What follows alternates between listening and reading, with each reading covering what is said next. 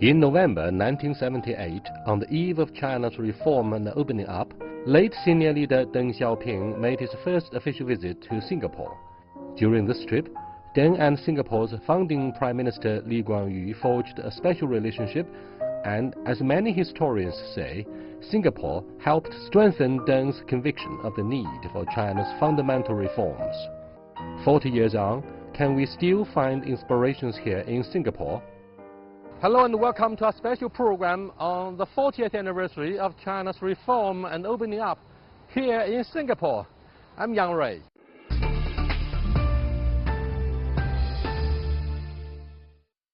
To review and explore the legacy of Deng's visit, I meet with Pamela Chiu along the Singapore River. We are delighted to be joined here by Pamela Chiu, Associate Director and expert of Southeast Asian Studies with the Economist Corporate Network. Welcome to Dialogue. This is exactly the commemorative bust of Mr. Deng Xiaoping that was jointly unveiled by His Excellency Mr. Lee Kuan Yew, Minister Mentor, and His Excellency Vice President Xi Jinping back in the year 2010 to commemorate the 20th anniversary of the bilateral relationship between your country, Singapore, and the PRC. Welcome to our discussion here. The first question is, exactly on the back of this marker is what Deng Xiaoping says at the beginning of China's opening up. Development is of overriding importance for this country. What did he mean? I think the ultimate goal for development should be the improvement of people's well-being. And I think Deng Xiaoping set out to do that. Under his leadership, 600 million people were pulled out of poverty.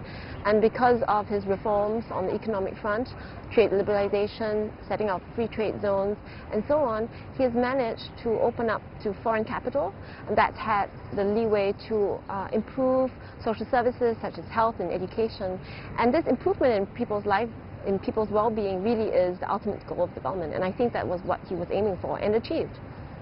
Here, the English version says Mr. Deng Xiaoping is a staunch Communist Party member, but in estimation of overseas observers, Mr. Deng is very practical. Look at his theory on the colors of a cat, right? He doesn't care about the color of a cat, so long as the cat can catch the mice. Now, what do you think of the sense of pragmatism that characterizes what he did to shape China's development? I think it was the right course of rule. I mean, if you compare the two countries, so between China and Singapore, Singapore being a very small city-state and China being a huge, vast country, but the approaches to governance have been quite similar. So it's on pragmatism, on practical approach to governance. So for example, for here in Singapore, Mr. Lee, it was a very difficult decision for him to break away from Malaysia and set up his own independent nation, but he judged at that time, as its leader, it was the practical way to go. And Deng Xiaoping made a lot of these practical moves as well.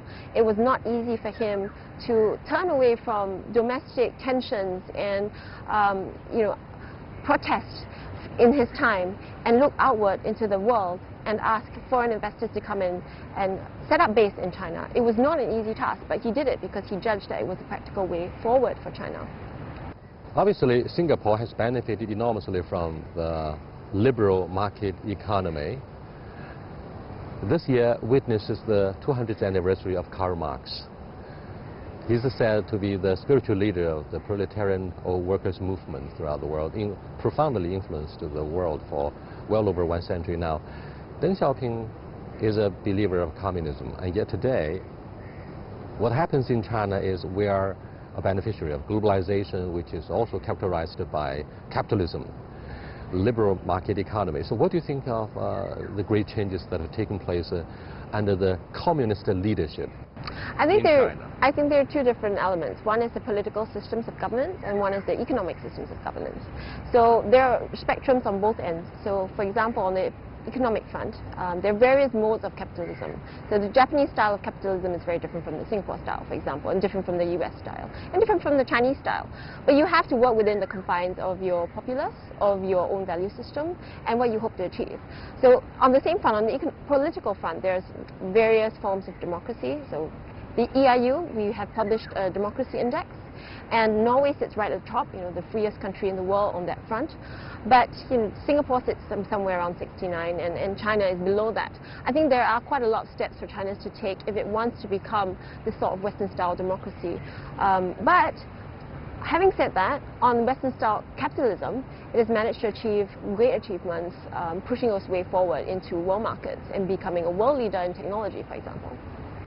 What brought the two countries of Singapore and China together was, of course, an official visit by Mr. Deng Xiaoping in the wake of the Cultural Revolution. That's the first and the only visit that he paid to your country. However, Li Guangyu went to China 33 times out of 37 years. I mean, this is very impressive. So what do you think of things in common between the two economies? Singapore has of course inspired China a lot in our social and economic transformation. But elaborate a little bit what we can learn from Singapore and the other way around if you can.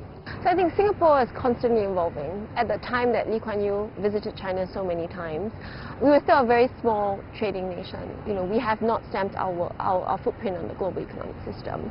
And that partnership between China was very important for us, and it continues to be very important for us today, because China is growing as part of this political and economic system. I think what China could possibly learn from Singapore, it is its formula of constant evolving. So China is doing very much the same things that Singapore is doing. For example, being a world leader in technology and innovation, becoming a global hub for talent, attracting capital and foreign investment from all over the world. And what China might consider is how it can open itself politically so that it can create that open space for debate, because leaders need to hear honest criticism and to hear honest feedback from the changing demographic. Social media is completely changing the game. The youth who have grown up now, who are used to real-time feedback, real-time action, want constant interaction with their leaders. And China perhaps could consider that kind of model, which we are piloting here in Singapore. You have the form of a parliamentary politics. You do have opposition parties in the Congress. However, you have had the one-party rule for decades, and it's a family rule, allow me to say that, the Li family. So when you say China should open itself up further, listening to different critical voices, is your leader able to listen patiently?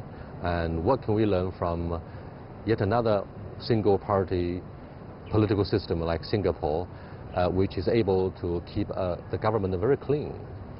Yes, I agree. Singapore needs to make a lot of giant strides on the political front. A one-state party rule with very weak opposition as well as a controlled media is definitely not the ideal situation. The government has been very proactive in listening to citizens' needs, but still, as I mentioned, you need that open space, that open form of debate. I think it's something that we're still working on.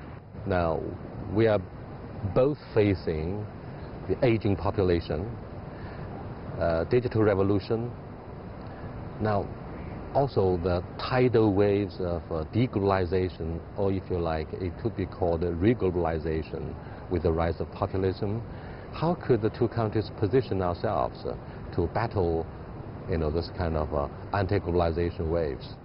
I think you still have to push forward with economic liberalization. There will be winners and losers in the trade game, but the role of the government is to manage that. So, for example, in Singapore, one pressing problem really is rising inequality, and I expect it would be one of the issues that China is facing today as well. And the government has been trying to find ways to support people who are left out of the new industry, the new Industry 4.0, that requires skills upgrading, that requires constant education, that requires a complete different mindset from what we were used to from that manufacturing mindset 20 years ago. So we need to continue to upskill our citizens, to make sure that we attract the talent, to have that open space for debate, so that we can generate new ideas and innovation and compete with the likes of the technology giants in the US, in Europe, and so on. In fact, China is a mixture of both pre-modern and modern governance. If you look at the digital leadership, we are ahead of some of the industrial nations of OECD.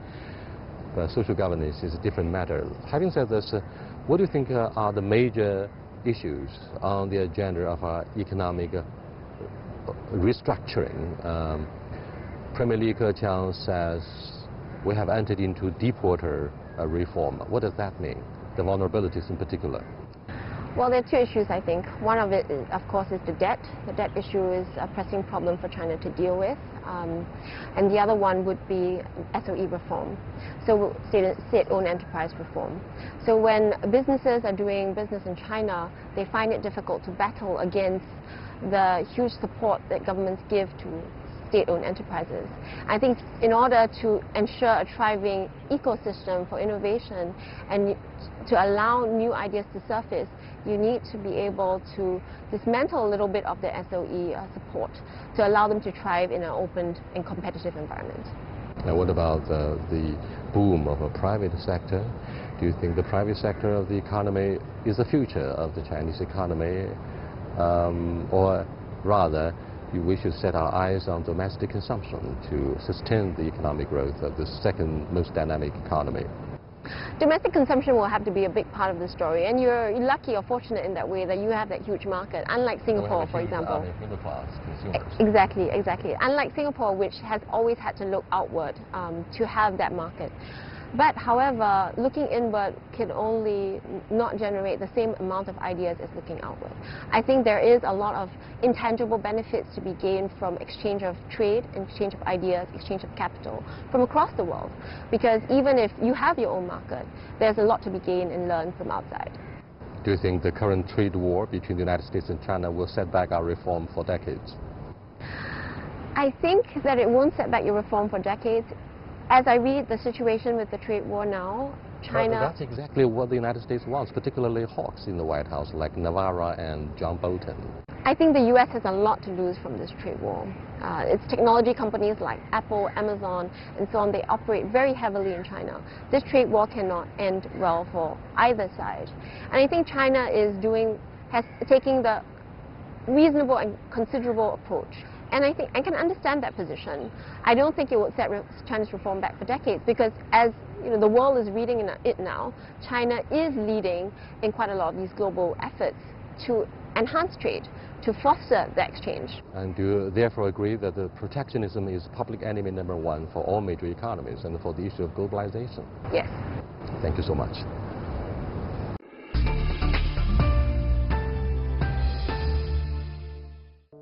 During his Singapore trip, Mr. Deng visited the Jurong Industrial Estate.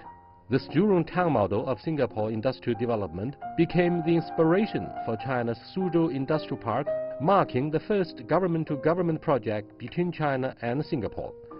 To revisit this history, I'm joined by Harry Gao, who is an associate professor from Singapore Management University. Welcome to our program, Professor Gao.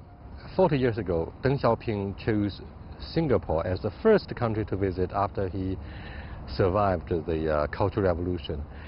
Many people are still wondering aloud why Deng Xiaoping chose Singapore. It's of course very close to China, but it's very small in size.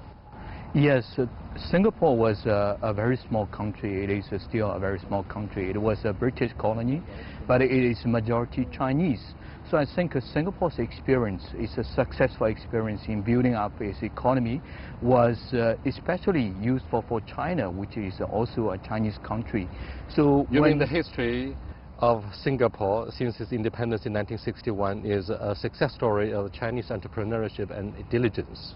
Yes, yes, because there was concerns as to whether a country like China could successfully develop Western capitalism. So actually when Deng Xiaoping visited Singapore, he had a nice conversation with late Mr. Lee Kuan Yew. And at the end of a conversation, Mr. Lee said, look, those people who stayed behind in mainland China, they were the descendants of the emperors, the high officials, the scholars, the rich and the powerful. They stayed in China. It was only those who were poor, who were uneducated, would go to the south, which we in the past called Nanyang, to try to make a living. So if we could develop such a successful economy in Singapore with the poor and uneducated dissidents like us Singaporeans, you could also make such economic miracle even in China, because you were much better than us before. The reason why we are here is this is the location of the Jurong Town Hall, Jurong Town Corporation. This is the first industrial estate in Singapore. Now, what's special about this place? Well, I think Jurong Town is very special in Singapore because it showed the way that Singapore adopted in developing its economy. The Singapore government was really a visionary in that they choose Jurong, which at the time was just nowhere. It was just wetlands, just more land, has no use at all. But Singapore government chose this location to develop the industries, to attract the foreign multinational corporations, and its planning was way ahead, was at least 20 years ahead of the situation at that time. And through careful planning, through careful selection of foreign investors, they were able to develop a place like Jurong from a wetland that nobody wants to pay attention to into a thriving industrial town. And I think that experience is especially useful for a country like China. And fortunately, China seemed to have learned a lot and draw a lot of inspirations from Jurong. Look at the success of the Suzhou Industrial Park. It seems to be named after the Jurong Industrial Corporation. Yes, indeed. Actually, the Suzhou Industrial Park, when they first started a collaboration, the idea was that Singapore would contribute not only the capital, but also the know-how, and most importantly, the Singapore way of doing business, the Singapore way of attracting foreign investment, and pass on the experience to China. So I think that is why they chose Singapore instead of another country. And the experience over the development of the Suzhou Industrial Park has shown that Singapore experience was indeed useful to China, and China, I should say, is now a better student than its master. Thank you so much. Let's go to the town hall and take a closer look. Sure.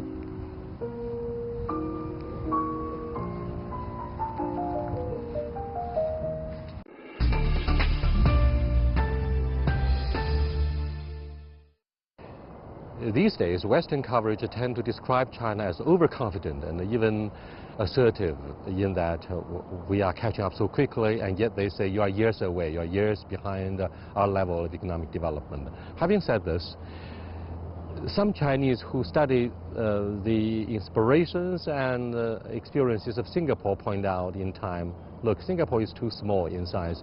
Maybe we shouldn't learn from Singapore any longer. Do you think Singapore has been trailing behind and there's nothing we can learn from Singapore in the 21st century? Well, I think these comments are correct in the sense that there are problems which are unique to a big country like China. For example, the geographical imbalances between different regions in China that you wouldn't find in a small country like Singapore.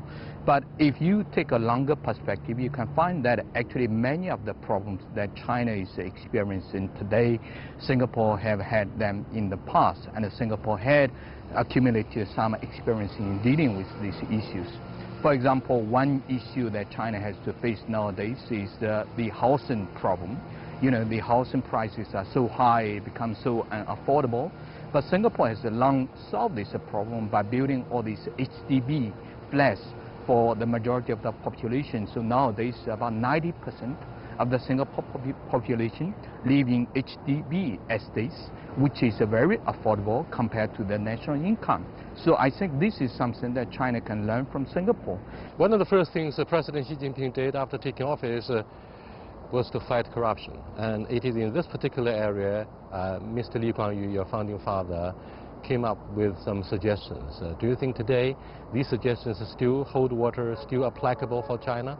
Yes, I think Singapore has built a really successful model of a country that has zero tolerance on corruption. Singapore has a very similar political structure with China in the sense that for a long time one political party controls the political system. But at the same time, Singapore has a very few incidents of corruption. And if you look at the amount and also the scale of the cases of corruption that has been uncovered, it is much smaller compared to China. So I think in terms of the experience of fighting corruption, Singapore also has a lot to offer to China.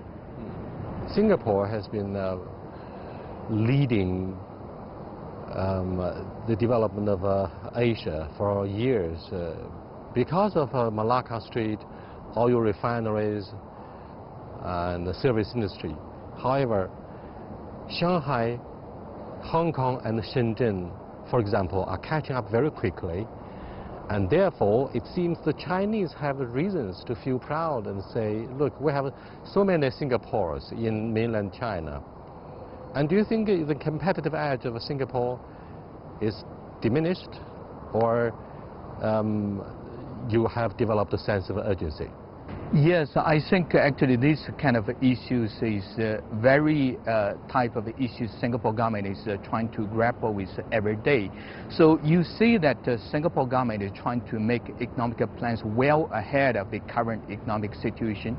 They have adopted different plans from the 70s, 80s, 90s, all the way until today, where the government is trying to build a smart nation. So I think the Singapore government is aware that China is catching up, and not only China, other countries in the region too, like Vietnam, like Malaysia, Thailand could also be catching up. But Singapore always try to play one step ahead by trying to upgrade its economy from labor intensive to technology intensive to capital intensive, and nowadays to build a smart nation. These days we are facing multiple challenges, for example, digital technology and demographic changes domestically. Do you think Singapore has worked out a very practical plan to attract talented professionals, so even starting from the level of primary education? What is the vision of the Singaporean leadership? Yeah, the Singapore government realized that Singapore is too small. You know, the total number of citizens in Singapore is only about 3 million. So Singapore does need a bit of a foreign labor to tackle various issues. For example, for all these problems you mentioned, technology and also digital trade and so on, all these issues, Singapore doesn't have a sufficient talents, sufficient expertise. And also to take care of the elder people, Singapore does not have many domestic labor to be able to tackle these problems. So Singapore was importing foreign labor at various levels, both at the high level, the high-tech people, and also at the low-end level, including the construction workers and also the domestic helpers from the various countries in the region. But I'm not sure that these experiences could be helpful to China, because China is facing a very different situation. China is a country with abundant labor resources compared to Singapore, so maybe China would take a different perspective on these issues. When we look at the common challenges that both Singapore and China face, maybe online payment is one thing in point. For example, what do you think of the investment from Alipay in Singapore? Online payment in mainland has become one of the 4 major innovations. Yeah, for online payment, I think Singapore was left behind by China for many years, because in Singapore people have used a credit card for a long time, so there was no need to develop another mode of a cashless payment. But in recent years, Singapore realized that online payment, if it's used together with other applications, can also help to develop the digital economy. So actually, about a year ago, the Prime Minister of Singapore, Mr. Lee Hsien Loong, he mentioned his experience of going to China, where he saw that everywhere you can just use your mobile to pay for everything. And he said Singapore is not left behind. The word he uses that the Singaporeans were like farmers, you know, in China, who didn't know how things worked in China. Exactly. For example, logistics, express delivery, shopping, cinema, taking traffic, transportation, everything can be covered by WeChat. So what do you think of your awareness of artificial intelligence and the use of robots, big data, cloud computing? In these areas, everybody is talking about the advent of artificial intelligence, and despite the vision of Singaporean authorities, what do you think of the middle class? Well, for artificial intelligence and big data, Singapore government has long been using it. The Singapore government has a portal which is called e-government, whereby you can basically do everything that deal with the government on this online portal. You do not need to go to the government offices. For example, like applying for passport, like deal with your CPF, which is your pension system, and so on. But Singapore is too small, as I said, you know, only 3 million citizens and 5 million residents. So So the data that you can collect in Singapore is much smaller in scale compared to the data you can collect in China. So there's a big degree of mutual complementarity in terms of learning from each other. President Xi Jinping came over in 2015 and met with Ma Ying-jeou, former leader of Taiwan. He also came up with the initiative of connectivity in Chongqing. That's the third government-to-government joint project, a mega project.